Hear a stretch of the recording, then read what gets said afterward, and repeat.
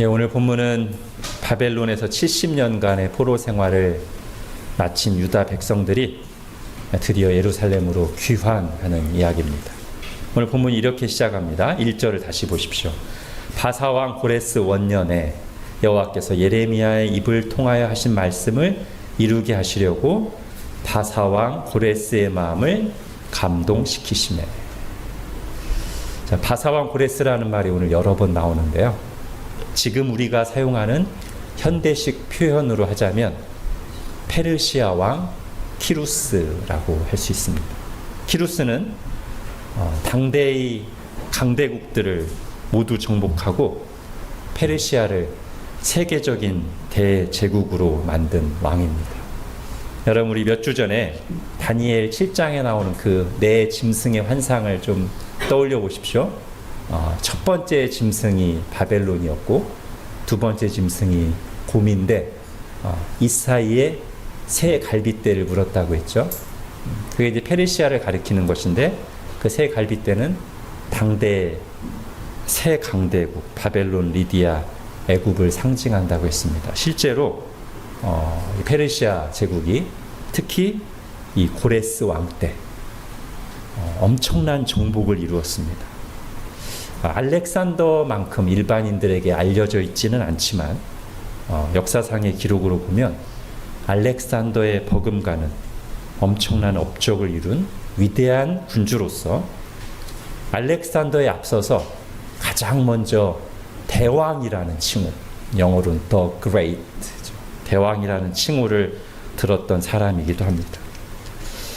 그는 앞선 제국들, 그러니까 아수르와 바벨론이 피정복민들을 강압적으로 대했기 때문에 항상 반란이 끊이질 않고 그 제국들이 단명했던 것을 교훈 삼아서 고레스 왕은 관용 정책을 펼칩니다. 즉 피정복민들을 그들의 땅으로 돌려보낼 뿐만 아니라 각자의 민족들이 섬기던 신들의 신전을 복원하는 일도 적극 지원했습니다. 이것이 눈에 보이는 현상들과 어떤 정치적인 내용들, 그런 인과관계만을 다루는 세상의 역사 기록이자 해석이고요. 오늘 성경은 그걸 부인하지 않습니다. 그러나 이 역사적 사건이 가지는 영적인 의미를 하나님의 관점의 해석을 담아서 이렇게 기록합니다. 다시 1절을 잘 보십시오.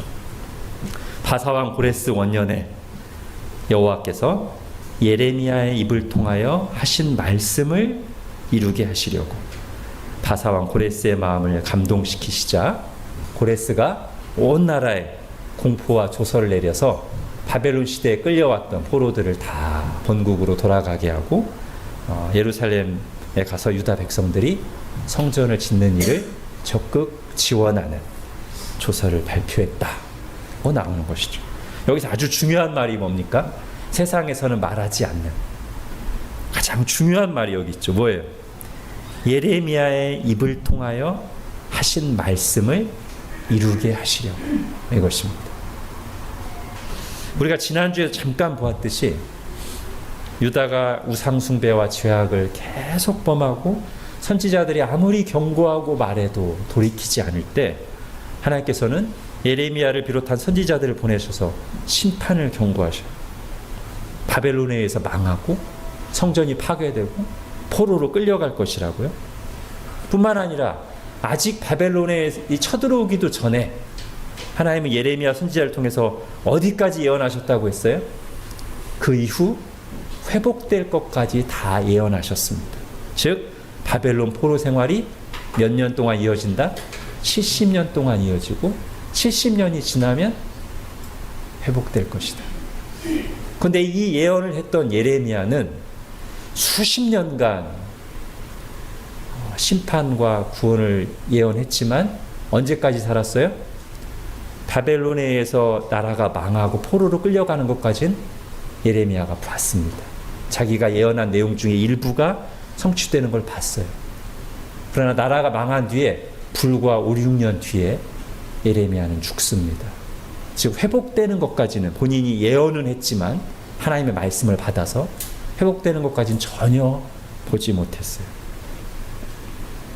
예레미야는 그렇게 죽었지만 그에게 선포하고 기록하게 하신 하나님의 말씀은 살아있어서 때가 되자 그 말씀 그대로 포로로 끌려간 지 70년이 되었을 때 바벨론은 무너지고 페르시아가 세계의 지배자가 되었으며 페르시아의 위대한 군주 키루스, 성경으로는 고레스는 유다 백성들의 포로 생활을 종식시키고 성전 재건을 명하는 칙령을 선포한 것입니다. 오늘 본문은 그 사실을 분명하게 기록하되 하나님의 관점으로 기록하는 거예요. 하나님의 관점을 담아서.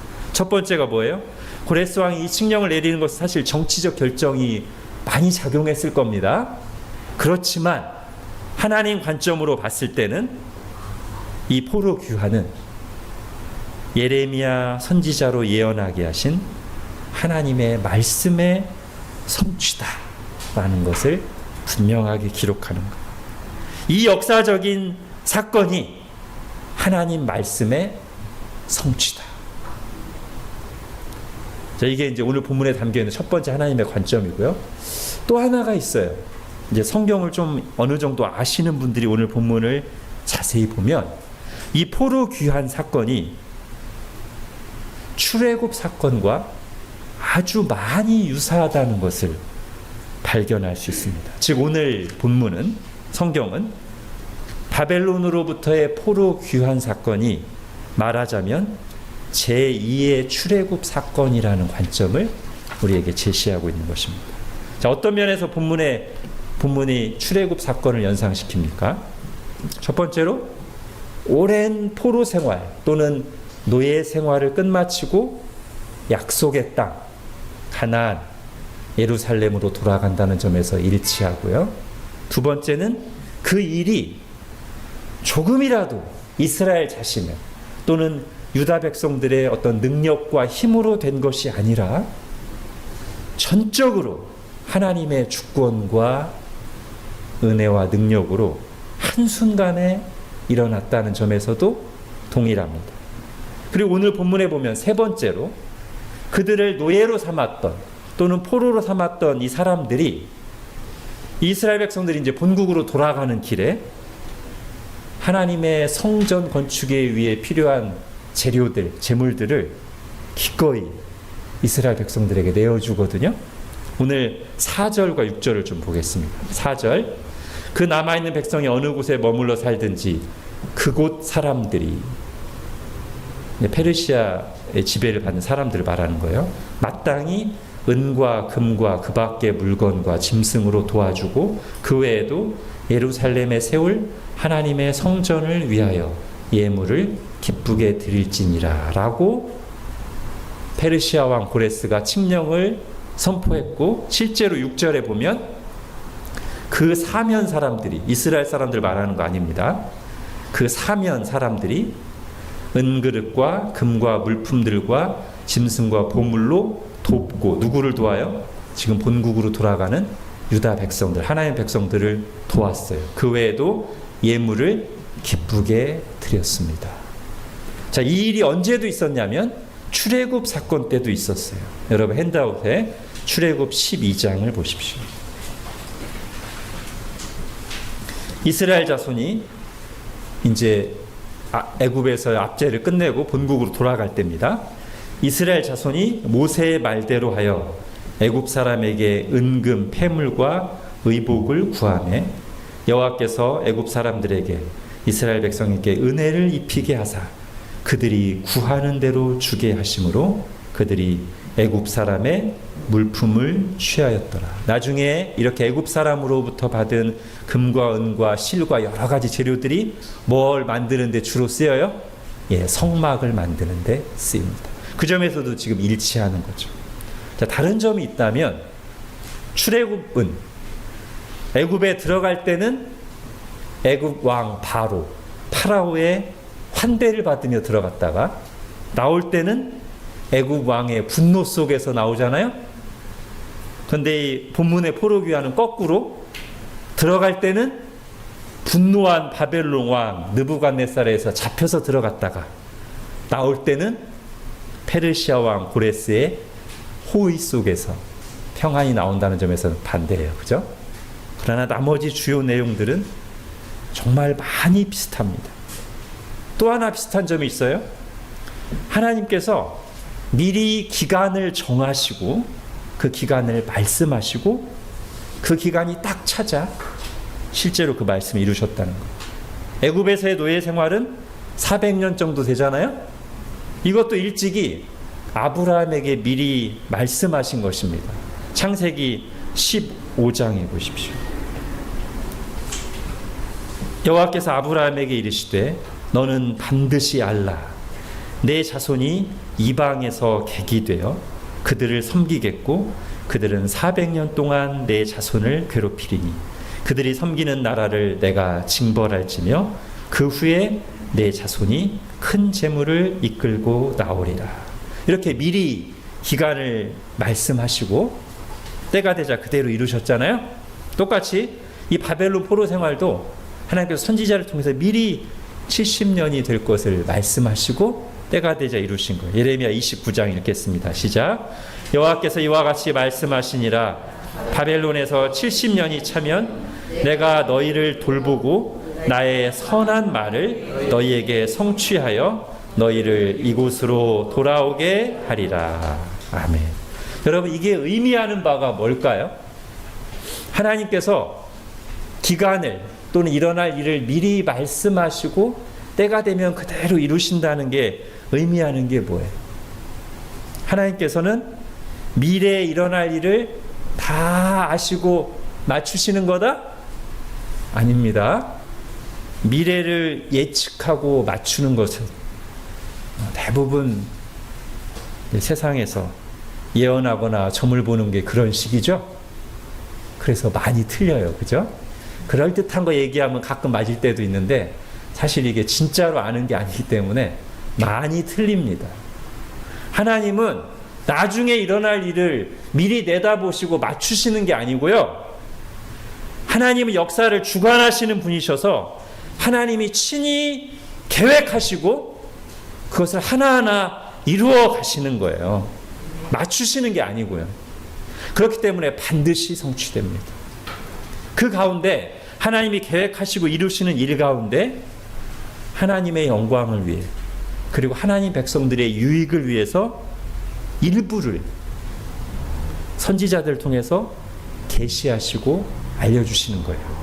하나님의 영광을 위해서라 함은 이런 말씀들을 이렇게 예언하시고 때가 되면 그대로 성취하시는 것을 보고 하나님이 지금 방금 말씀드린 것처럼 역사의 주관자시라는 것을, 모든 것을 계획하고 성취하시는 주님이시라는 것을 분명히 드러내시는 것이며, 백성들의 유익을 위해서라 함은 사실 모든 미래를 우리가 다 알면 우리에게 유익하지 않거든요.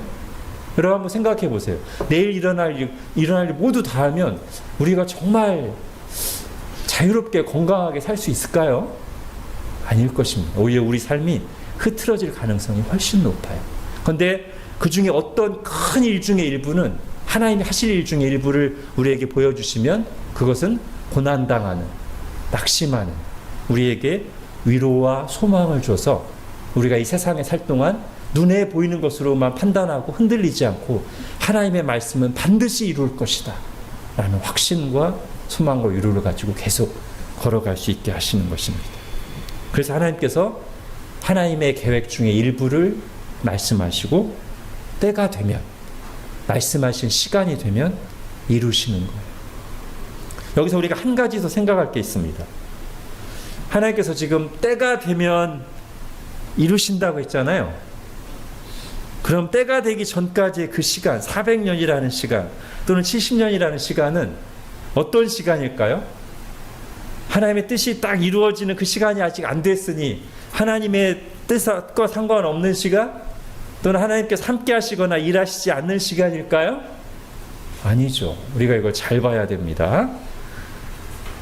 마지막에 때가 돼서 어떤 하나님의 계획이 이루어지잖아요. 제가 아까 말씀드렸잖아요. 하나님이 모든 것을 말씀해 주시지 않고 그 중에 중요한 어떤 일부만 말씀해 주신다고요.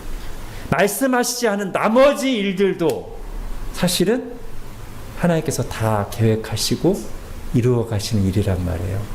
또 다르게는 400년 뒤에 70년 뒤에 하나님의 그 뜻이 성취되기 전까지 그 앞의 시간들도 하나님이 의도하신 것들이 채워지는 시간이요, 그 이후 하나님의 일을 위해서 준비되는 시간이라는 겁니다. 여러분, 애굽에서 400년 동안 노예 생활을 하다가 풀려나실 것을 말씀하셨는데, 원래 하나님께서 아브라함을 부르실 때 약속하신 중요한 내용 중에 뭐가 있어요? 내가 너로 큰 민족을 이루하리라. 그죠? 애굽에서의 400년 시간은 그것이 이루어지기 위해서 준비되는 시간이거든요. 그래서 400년이 다 되었을 때는 큰 민족이 되어 나와서 약속의 땅을 그때까지 차지하고 있고, 죄가 아구까지 가득 찬 가나안 백성들을 싸워서 몰아내고 그 땅을 차지하기 위한 준비되는 시간이에요. 그런데 하나님께서 이렇게 모든 것을 계획하시고 말씀하시는 것이지, 인간이 계획했다가 상황에 따라 실패하거나 수정하는 것처럼 400년이 딱 됐는데 아직 이스라엘 인구가 얼마 안 되네, 어떻게 해야 되지? 이런 일은 일어나지 않습니다. 하나님이 400년을 말씀하셨다는 것은 400년이 되었을 때는 하나님이 의도하신 모든 것이 다 완벽하게 준비되어 있다는 것이죠. 바벨론 포로 생활도 마찬가지. 하나님께서 이 70년을 말씀하실 때 그냥 이 70년은 죄에 대한 형벌만 받으라고 정하셨다가 70년 다 벌 받았으니까 돌아가라 하시는 것이 아니라는 거예요. 어떻게든 때우는 시간이 아니라 뭔가가 채워지고 준비되는 시간이라는 거예요. 하나님께서는 시계만 보시면서 자 70년이 돼야 될 텐데 하고 기다리시는 분이 아니라 이 70년 동안에도 계속 하나님의 백성들과 함께 하시며 일하시며 당신의 뜻을 이루어가는 시간이라는 거예요. 예를 들면 그 시간 동안 마음을 낮추시거나, 또는 그 시간 동안 나중에 때가 되었을 때 일을 본격적으로 할 수 있도록 어떤 능력을 갖추거나 경험을 축적하게 하시는 그런 시간들로 하나님이 사용하신다는 거죠. 굳이 비교하자면 김치를 버무려서 정해진 기간 동안 항아리에 묻어두든지, 오늘날에는 김치 냉장고 속에 숙성 버튼을 눌러놓든지 하는 거와 비슷해요. 그 시간이 지나야만 하는 것인데, 그 시간은 그냥 시간만 지나는 게 아니라 어떤 시간이에요? 그 시간 내내 그 안에서 뭔가 작동이 일어나서 원래 시간을 정할 때 의도한 변화, 즉 김치가 숙성되는 변화가 일어나는 것입니다.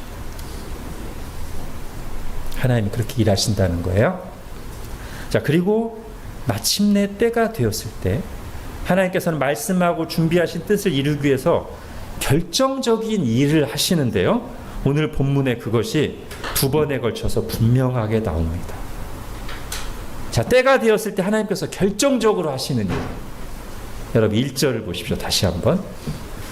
바사왕 고레스 원년에 여호와께서 예레미야의 입을 통하여 하신 말씀을 이루게 하시려고, 그 말씀을 성취하시려고 지금까지도 준비하시고 일해 오셨지만, 딱 이 때가 되었을 때 어떤 일을 하신다고요? 바사왕 고레스의 마음을 감동시키시는 일을 하십니다. 자, 5절에도 보십시오. 5절 같이 읽겠습니다. 시작.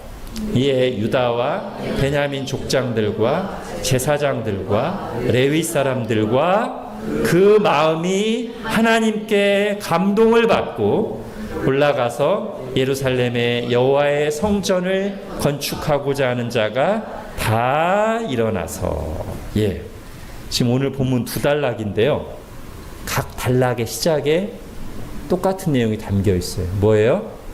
하나님께서 사람의 마음을 감화하시는 일이 들어 있습니다. 지금까지도 이 70년의 시간 내내 상황들을 주도하시고 일해 오시고 준비해 오셨지만, 그 일과 함께 이제 정확히 하나님의 시간이 되었을 때 그 모든 준비와 아우러져서 결정적인 움직임이 일어나도록 하나님께서 한 일을 행하시는데, 그게 뭐라고요? 사람의 마음을 감화하시는 일입니다. 이것은 눈에 보이지 않지만 역사의 메인 줄기를 움직이는 중요한 원인이며 역사의 원동력입니다. 자, 하나님의 감화하시는 역사를 좀 생각해 볼게요. 보통 우리가 성경을 통해서 보면 이 감화하시는 일이 삼위일체 하나님 중에서도 특히 누구의 일로 표현되죠? 성령님의 일로 표현되죠. 예, 맞습니다. 성령님의 감동하심. 하나님의 영이 임하셔서 사람의 마음을 새롭게 하시고 주장하시고 이끄십니다. 그런데 이런 하나님의 감화하시는 일, 성령님의 감동하시는 목적이 무엇인지가 오늘 본문에 아주 분명히 나타나는 거예요. 뭐예요? 왜 사람의 마음을 감동하시는 거예요? 1절에 나오잖아요. 여호와께서 예레미야 입을 통하여 하신 말씀을 이루게 하시려고. 이것입니다. 성령님께서 우리 가운데 믿는 자들에게 임하시고 우리 마음을 감화하시는 가장 중요한 목적이 뭐예요? 하나님의 말씀을 성취하게 하시려. 다른 말로 하면 하나님의 뜻을 이루게 하시려고 성령님께서 우리에게 임하시고 우리 마음을 감화하시는 겁니다. 여러분, 성경도 볼게요. 성경이 왜 하나님의 말씀이에요? 성경이 어떻게 역사합니까? 성경 스스로 자증하기를 모든 성경은 하나님의 감동으로 된 것으로, 그죠? 성령님의 감동하심으로 성령님께서 사람의 마음을 감동하셔서 성경 기자들이 하나님의 계시를 오류 없이 기록했어요.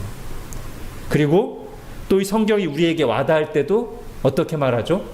성령님의 조명하심. 이것도 일종의 감동이에요, 그죠? 우리가 말을 바꿔서 하는 거지 구분하려고. 조명하시는 것도 똑같이 성령님의 감동하심입니다. 성령님께서 우리 마음을 감동하셔서 이 말씀을 듣거나 읽을 때 하나님의 원래 뜻이 깨달아지고 와닿게 하시는 거예요.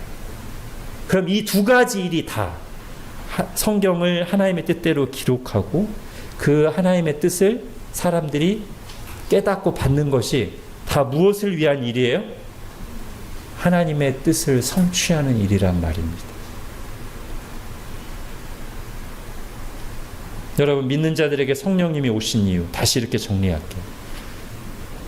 우리를 향한 하나님의 뜻이 이루어지게 하시고, 뭐냐면 믿고 거듭나고 성화되어 예수님을 닮는, 이것이 우리를 향한 하나님의 뜻이라면, 또 하나는 우리를 통한 하나님의 뜻이 이루어지게 하시려. 우리를 통해서 하나님 나라가, 복음 전파가, 만민 구원이 성취되게 하시려고 성령님이 우리에게 오시고 우리의 마음을 감동시키신다는 거예요. 제가 조금 전에 하나님의 이 감화하시는 일이 역사의 메인 줄기를 움직여가는 중요 원인이요, 역사의 원동력이라고 했잖아요. 성령님께서 오셔서 우리를 통해 역사의 목적을, 역사의 메인 줄기를 움직여 가시고 성취해 가시는데, 그게 뭐예요? 역사의 메인 줄기가 뭐예요? 하나님 나라예요. 창조 때 아담과 하와가 범죄하기 전에 맨 처음에 창조 때 주어진 명령, 생육하고 번성하여 땅에 충만하라, 정복하라, 다스리라. 그래서 온 땅이 하나님의 형상을 닮은 인간으로 가득하고 그들을 통하여 하나님의 대리 통치가 이루어져서 하나님의 뜻이 편만하게 이루어진다면 그게 뭐예요? 하나님 나라예요. 그죠? 그 이후에 또 범죄한 이후에 하나님이 한 사람을 택하셔서, 아브라함을 택하셔서 또 뭐라고 하십니까? 내가 내게 복을 주고 큰 민족을 이루고 천하 만민이 복을 받게 하겠다. 이게 또 뭐예요? 이게 또 하나님 나라 계시란 말이에요. 이게 역사의 메인 물줄기예요. 이게 하나님의 원래 뜻이에요. 예수 그리스도께서는 바로 그 일을 이루기 위해 오신 거죠. 그죠? 죄 때문에 이 계획이 어그러지고 엉뚱한 쪽으로 가고 있는데, 하나님 나라가 아니라 세상 나라들이 득세하는데 예수 그리스도께서 오셔서 죄 문제를 해결하시고 승리하심으로 다시 우리와 하나님과의 관계를 회복하고 하나님 나라를 성취해 가시는 거예요. 그래서 예수님께서 선포하신 복음을 무슨 복음이라고도 해요? 하나님 나라 복음이라고도 말씀하시는 거예요. 그런데 예수님께서 오셔서 혼자 다 하신 게 아니고 결정적인 일을 성취하시지만 이제 예수님께서 승천하시고 나서 예수는 머리가 되시고 그의 몸된 교회에 누구를 보내주셔서 성령님을 보내주셔서 예수님이 하시던 그 일을 이어받아서 하나님 나라 성취의 사명을 계속 이루어가게 하신다는 거죠. 여러분 사도행전 1장을 보십시오. 6절에 이제 이 시점은 예수님이 십자가에 달려 죽으시고 부활하셔서 모든 것을 성취하신 뒤에 승천 직전입니다. 근데 아직 성령님이 임하시기 전이에요. 그래서 아직도 제자들이 하나님 나라에 대해서 자기중심적인 이스라엘 민족 중심적인 편협한 생각을 가지고 이런 질문을 합니다. 6절 그들이 모였을 때 예수께 여쭈어 이르되 주께서 이스라엘 나라를 회복하심이 이때니까. 지금 그들의 이 민족 중심적인 편협한 생각을 가지고 있어서 질문이 이런 표현도 나오게 했지만 사실 이게 결국 뭐에 대한 질문이긴 한 거예요? 하나님 나라 성취에 대한 질문이긴 한 거예요. 그래서 예수님이 이 질문을 받으셔서 이렇게 대답하십니다. 8절 같이 읽겠습니다. 시작. 오직 성령이 너희에게 임하시면 너희가 권능을 받고 예루살렘과 온 유대와 사마리아와 땅끝까지 이르러 내 증인이 되리라 하시니라. 아멘. 하나님 나라는 어떻게 성취된다? 성령님이 오셔야 돼요.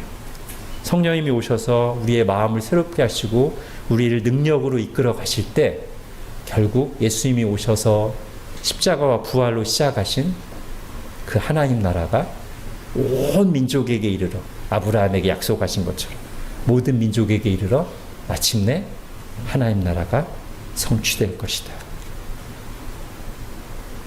여러분 이것이 믿는 자들에게 구원과 함께 주어진 또 다른 은혜의 부르심입니다. 하나님 나라를 위한 사명과 삶을 회복하는 거예요. 오늘 지금 회복 얘기를 하고 있잖아요. 오늘 본문이 이제 그런 회복 이야기를 다루고 있는데 유다 백성들이 포로지에서 돌아오게 하실 때, 즉 그들을 회복시키실 때 하나님께서 그들의 마음을 감동하시는데요. 이는 그들을 향한 또는 그들을 통해 하나님의 뜻을 이루기 위함입니다. 한동안 죄와 우상 숭배로 무너져 있던 유다 백성들을 연단하시고 마음을 가난하게 하시고 때가 되자 다시 그들의 본래의 소명대로 하나님 나라 백성답게 살도록, 즉 하나님 나라를 성취하시려고 이렇게 하시는 거예요. 여기서 진정한 회복, 즉 인간 회복이 무엇인가를 발견합니다. 어려운 문제만 해결되고 형편만 좋아지는 게 회복이 아니라는 거예요. 하나님의 관점에서 보면 반드시 뭐까지 회복돼야 돼요? 하나님과의 관계가 회복돼야 되고 하나님의 뜻을 이루는 삶으로의 회복이 있어야 돼요. 즉 오늘 본문으로 보자면 오늘 본문이 온전한 회복인 이유는 1절의 감동으로만 끝나지 않고 5절의 감동까지 있었기 때문이에요. 1절에서는 하나님께서 고레스의 마음을 감동하셨어요. 그러자 어떤 일이 일어나요? 유다 백성들이 상황이 바뀌죠. 지금까지 포로지에 강제로 묶여있던 그들이었는데 이제는 자유롭게 자신의 고국 땅으로 돌아갈 수 있게 된 거예요. 현실의 고난이 끝나고 어려웠던 형편이 회복되는 거예요. 그들이 간절히 원했던 것이고 이것도 물론 은혜고 감사한 일입니다. 그러나 여기까지만으로 끝나면 이거는 진정한 의미의 회복이 아니라는 거예요. 만약에 이게 전부라면 그럼 애초에 하나님께서 뭐하러 자기의 사랑하는 유다 백성들을 바벨론으로 보내서 포로 생활을 하실까요? 그냥 돌아오는 게 끝이면 그럼 그동안의 고난의 시간은 뭔 의미가 있었던 거예요? 아예 안 가는 게 낫잖아요. 그러면 돌아오는 게 목적이고 전부면 처음부터 안 가는 게 더 낫죠. 그죠? 근데 하나님께서는 애초에 그들을 바벨론으로 보내실 때 그들에게 회복되기 원하시는 게 있었던 거예요. 그죠? 그게 뭐예요? 이 두 번째, 5절에 나오는 두 번째 감동. 그리고 이렇게 성령님이 감동하시기 전에도 70년간 그들의 마음을 낮추시고 연단하셔서 이제 그들에게 성령님의 감동과 함께 회복이 일어나는데 그게 뭡니까? 하나님께서 그들의 마음을 감동하시자 오랫동안 황폐해졌던 약속의 땅에 돌아가 무너졌던 성전을 다시 건축하고자 그 일을 위해 헌신하고자 하는 마음으로 일어섭니다. 이것이 회복된 모습이에요. 고난만 해결되고 병만 낫고 형편은 좋아졌는데 정작 그걸 통해서 하나님께 가까이 나오는 일이 없다면 그건 진정으로 회복된 것도 아니고 그동안의 고난을 헛되게 하는 것이며 진정으로 은혜 받은 것도 아니란 겁니다. 여러분 누가복음 17장에 보면 10명의 나병 환자들이요 예수님이 지나가는데 막 한 목소리로 큰 소리로 예수님을 부르며 도움을 청합니다. 주여 우리를 불쌍히 여기소서. 예수님께서 그들에게 응답하십니다. 그들에게 말씀하시고 그들이 돌아가는 길에 10명이 다 나병이 나았어요. 그러니까 형편이 회복됐어요. 근데 그 중에 한 명만 예수님께 돌아와서 엎드려 경배하며 감사하며 하나님께 영광을 돌렸습니다. 예수님께서는 병은 나았지만 하나님께 영광 돌리지 않는, 예수님께 나와 예수님과 관계 맺이를 하지 않는 나머지 9명에 대해서 한탄하시면서 예수님께 나온 그 한 사람에게만 진정한 구원을 선언하십니다. 그럼 누가복음 17장 19절 읽겠습니다. 시작. 그에게 이르시되 일어나 가라. 내 믿음이 너를 구원하였느니라 하시더라. 아멘. 이게 무슨 말이에요? 나머지 9명은 나병은 나았지만 형편은 회복됐지만 진짜 구원은 받지 못했다는 뜻이에요. 진짜 은혜는 받은 게 아니에요. 오직 이 한 사람은 그 고난이 의미 있게 돼서 그 고난을 통해 마음이 낮아지고 이 고난에서 건지시는 은혜를 알아서 믿음으로 주님께 나옴으로 진정한 은혜, 예수님을 믿는 은혜, 구원이 임했다는 것입니다. 이게 회복이에요. 정리합니다.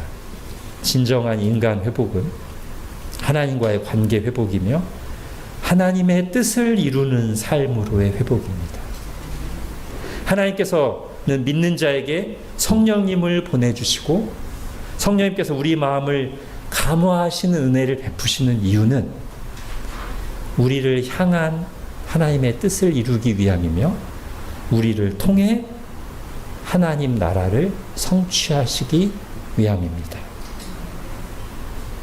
그럴 때 우리는 제가 예수님 믿고 제 삶이 회복됐습니다. 제가 회복된 삶을 살고 있습니다. 라고 말할 수 있는 것이죠. 우리 지난주 말씀 마지막에 나눴던 기도와 한번 연결해서 종합해 보겠습니다. 제가 지난주에 이런 기도 제목 말씀드렸죠. 죽는 길이 아니라 사는 길로 가게 하시고 자기만을 위해 살지 않고 다른 사람과 공동체를 살리는 인생이 되게 해주십시오. 이 앞에 이제 뭐를 넣으면 되겠어요? 오늘 말씀을 딱 한다면 하나님, 성령님께서 우리 마음을 감화시켜 주셔서 라는 말을 덧붙이면 좋겠고, 지난주에 말했던 사는 길과 살리는 인생을 오늘 나오는 표현으로 한다면 성령님으로 저를 충만하게 하시고 감화하셔서 더 많이 벌고 재밌게 즐기는 꿈이 아니라 영원한 하나님 나라를 꿈꾸며 살게 해주십시오. 하나님의 뜻을 이루는 삶, 하나님 나라를 성취하는 삶을 살게 하여 주십시오. 우리 계속해서 이 기도 제목을 가지고 기도했으면 좋겠습니다. 기도하겠습니다. 하나님, 오늘 말씀에서 하나님의 시간이 되자.